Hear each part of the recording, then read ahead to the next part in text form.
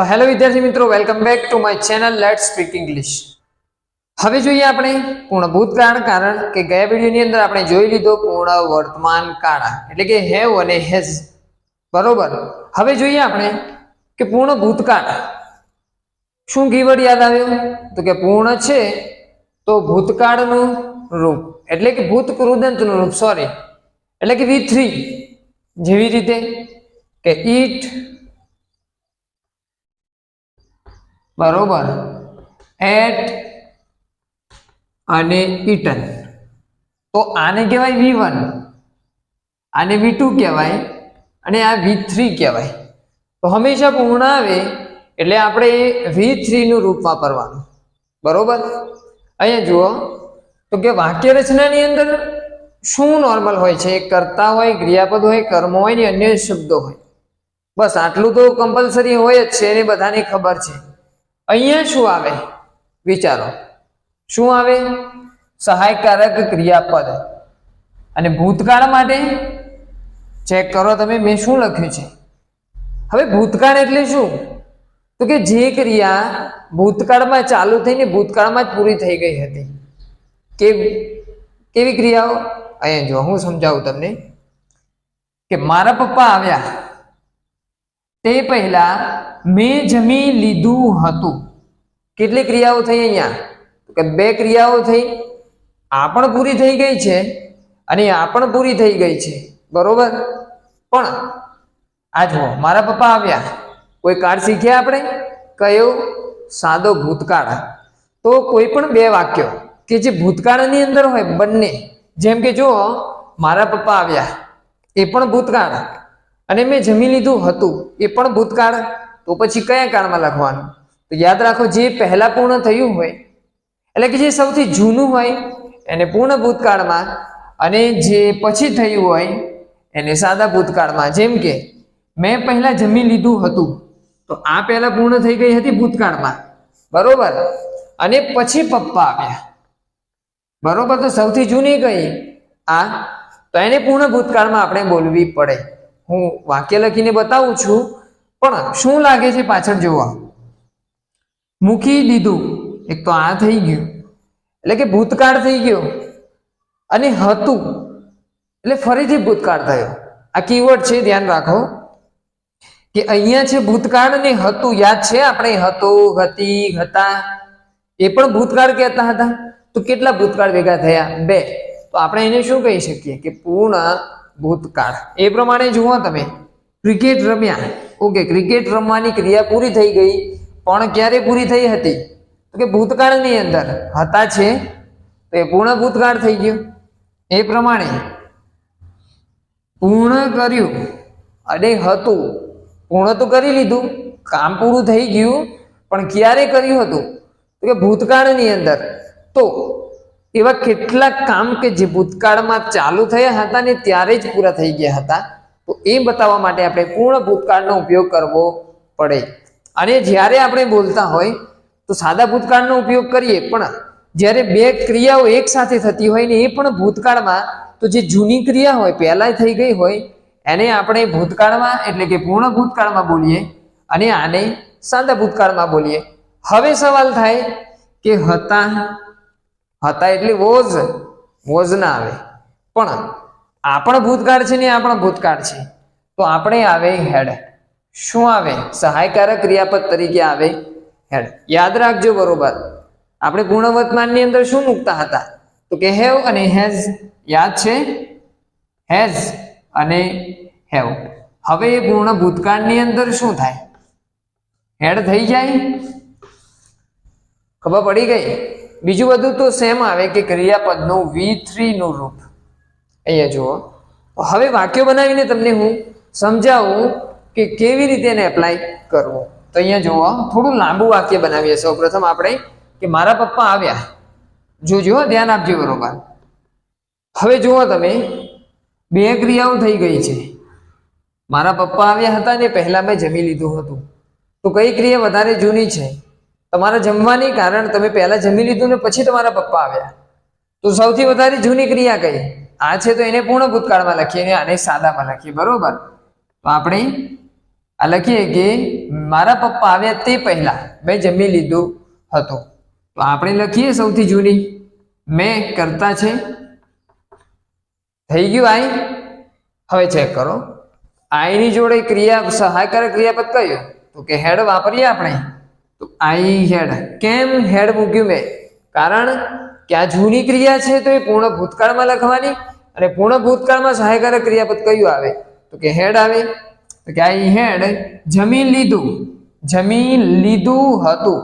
Check કરો જમવું એટલે કે ઈટ, એટ અને V3 શું થાય? ઇટન. તો આઈ હેડ ઇટન. ઓકે થઈ ગયું. આઈ હેડ ઇટન મેં જમી લીધું હતું. પહેલા. પહેલા એટલે બિફોર. BEFORE before. હવે જુઓ ફરીથી મારા પપ્પા આવ્યા હતા. હતા એમ નથી, મારા પપ્પા આવ્યા એટલે શું થઈ ગયું? ખાલી સાદો ભૂતકાળ. સમજાવી મેં તમને સ્ટાર્ટિંગમાં? તો જુઓ મારા પપ્પા બિફોર. મારા પપ્પા એટલે માય ફાધર, અને ક્રિયાપદનું સાદા ભૂતકાળની અંદર શું કરતા હતા? V2 યાદ છે? કમનું શું થાય? કેમ. આવું એટલે કમ, એનું ભૂતકાળ શું થાય? કેમ. I had eaten before my father came. તો વિદ્યાર્થી મિત્રો કન્ફ્યુઝ થતા નહીં. જ્યારે પણ કોઈ પણ ક્રિયાઓ બે ભૂતકાળમાં થતી હોય, પણ તો બે ક્રિયાઓ છે બરોબર, તો જે ક્રિયા જૂની હોય એટલે કે પહેલા પૂર્ણ થઈ હોય તો એમાં પૂર્ણ ભૂતકાળ. તો એ પૂર્ણ ભૂતકાળ પ્રથમ લખવો પડે. તો કે I had eaten before my father came. બીજું વાક્ય જોઈએ આપણે. હવે સાદું જોઈએ. એક કામ કરીએ, આ બીજું જોઈએ. બિલાડી આવી તે પહેલા. બિલાડી આવી તે પહેલા મારી મમ્મીએ દૂધ. એક કામ કરીએ, સિમ્પલ કરીએ. પહેલા મેં દૂધ પી લીધું હતું. ઓકે, બે ક્રિયા થાય છે, એક બિલાડીને આવવાની અને એક તમારા દૂધ પીવાની. તો કઈ ક્રિયા જૂની છે એટલે કે કઈ પહેલા થઈ હતી? તમારા દૂધ પીવાની. ઓકે, તો લખીએ આપણે બરોબર. તો તમે કર્તા તરીકે અહીંયા છો, અહીંયાથી બીજું વાક્ય છે બરોબર, ધ્યાન આપજો. અને અહીંયા બીજું વાક્ય છે. બે વાક્યો છે ને વચ્ચે કંજક્શન છે એટલે કે જોડે છે બે વાક્યોને, અને એને આપણે સમજશું નેક્સ્ટ વિડીયોની અંદર. તો કે ક્રિયાપદ કરતા છે આઈ, પછી શું આવે? વિચારો. ક્રિયા પૂરી થઈ ગઈ છે ક્યારે? ભૂતકાળની અંદર. તો હેડ આવે. સહાયકારક ક્રિયાપદ તરીકે આપણે શું વાપરીએ? આઈ હેડ દૂધ પી લીધું હતું. તો પીવું એટલે યાદ છે? ડ્રિંક. ઓકે, એનું V2 થાય ડ્રંક, અને એનું V3 થાય ડ્રેન્ક. DRAN કે આઈ હેડ ડ્રેન્ક.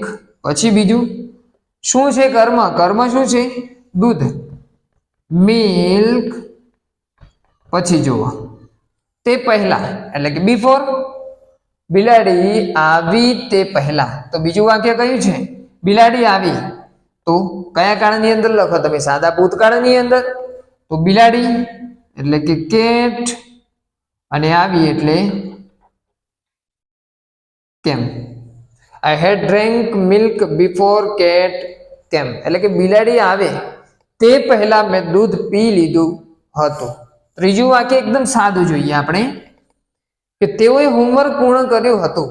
ચલો ધ્યાન આપજો બરોબર. પૂર્ણ કર્યું. ઓકે, પૂર્ણ કરી લીધું એટલે કે ભૂતકાળ છે, પણ ક્યારે હતું? ભૂતકાળની અંદર. એટલે કેટલા કાળ ભેગા થયા? બે કાળ. બે ભૂતકાળ એટલે પૂર્ણ ભૂતકાળ થઈ ગયું. આઈડિયા આવે છે? જુઓ વાક્ય બનાવીએ આપણે. તેઓએ એટલે કે ધી, પછી શું આવે? સહાયકારક ક્રિયાપદ તરીકે હેડ આવે બરોબર. કે ધી હેડ. આગળ જુઓ પૂરું કરવું. પૂરું કરવું એટલે ફિનિશ. એનો ભૂતકાળ ફિનિશ્ડ, અને એનું V3 એટલે કે ભૂત કૃદંત થાય ફિનિશ્ડ. they have finished. ધ્યાન આપજો બરોબર. કર્મ કયું? જુઓ homework. they had finished homework, એટલે કે તેઓએ હોમવર્ક પૂર્ણ કર્યું હતું. તો આ થયું આપણું પૂર્ણ ભૂતકાળનું હકાર વાક્ય કે જેની અંદર બે ક્રિયાઓ જો આપેલી હોય તો જે ક્રિયા પહેલા પૂર્ણ થઈ હોય એને આપણે પૂર્ણ ભૂતકાળમાં અને પછી પૂર્ણ થઈ હોય એને આપણે સાદા ભૂતકાળમાં. હવે જોઈએ આપણે કે નકારની અંદર શું નિયમ ચેન્જ થાય છે. કંઈ ચેન્જ નથી થતું, ફક્ત ને ફક્ત નકાર છે. નકાર એટલે કેવું કે નોટ, અને હંમેશા આપણે નોટને ક્યાં લગાવવાનું વિચારો, સહાયકારક ક્રિયાપદની જોડે આવે. બરોબર, કયું છે સહાયકારક ક્રિયાપદ? હેડ. તો હેડનું શું થઈ જાય? Had not. કઈ ચેન્જીસ નહીં થાય. જેટલા પણ કાળ હોય ને એની અંદર નકારની અંદર હંમેશા નોટ એ સહાયકારક ક્રિયાપદની જોડે આવે. તો જુઓ તમે અહીંયા, મેં જમી લીધું ન હતું. બરોબર, તો કે કરતા કોણ છે? આય. આયની જોડે એટલે એક જ છે ને. સહાયકારક ક્રિયાપદ કેટલા છે? એક છે, તો એક જ લગાવવાનો કે આઈ હેડ, પણ નકાર છે એટલે not. I had not. ક્રિયાપદનું V3 જમી લેવો, જમવું એટલે ઈટ, અને ઈટનું V3 શું થાય? Eaten. I had not eaten, મેં જમી લીધું ન હતું. એ પ્રમાણે જોઈએ તો બિલાડીએ દૂધ પીધું ન હતું. બિલાડી એટલે કે કેટ. ઓકે, સહાયકારક ક્રિયાપદ કયું?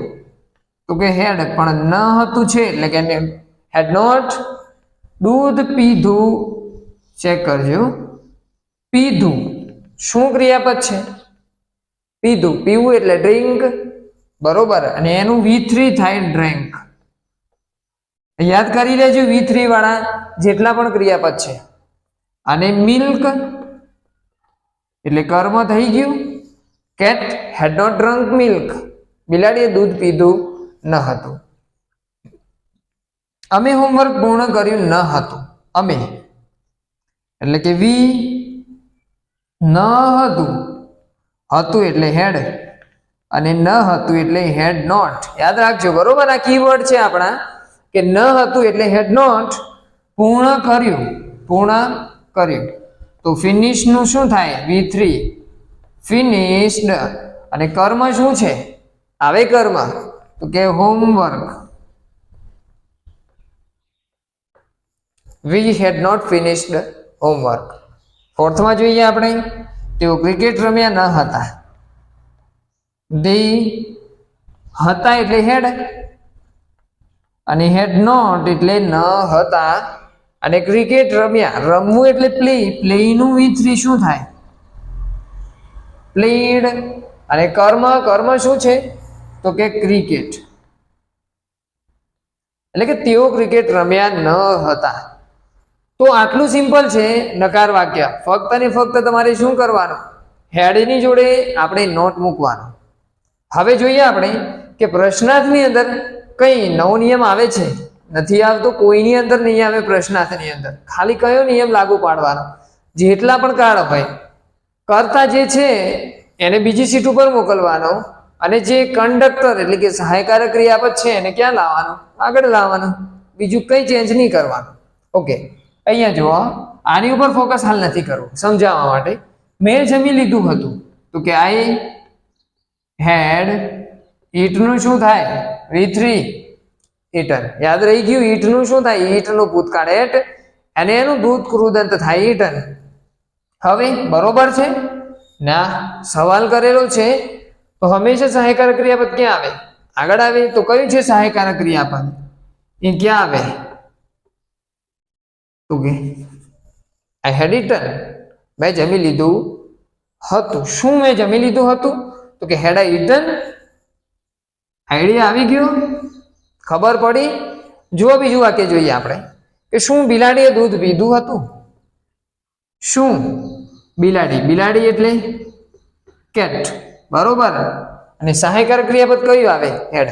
પણ હંમેશા સહાયકારક ક્રિયાપદ આપણે આગળ મૂકવાનો. તો હેડ કેટ, ક્રિયાપદ કયું? પીવું. પીવું એટલે ડ્રિંકનું V3 થાય ડ્રંક. અને શું પીધું છે? તો કે દૂધ. તો કે મિલ્ક. શું બિલાડીએ દૂધ પીધું છે? પીધું હતું. તો કે હેડ કેટ ડ્રંક મિલ્ક. ચલો આગળ જોઈએ ત્રીજું.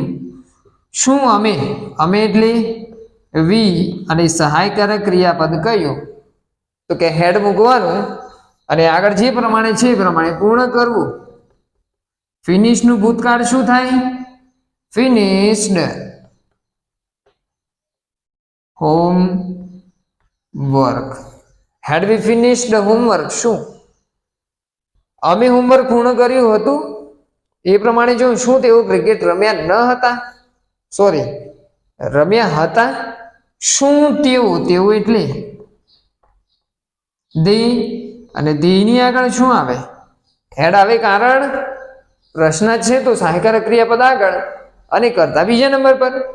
હેડ દે રમવું એટલે તો કે પ્લેડ ક્રિકેટ. એટલે મેં પ્રશ્ન ચિહ્ન નથી કર્યા પણ તમારે કરવાના છે, બરોબર? ભૂલ કરતા નહીં.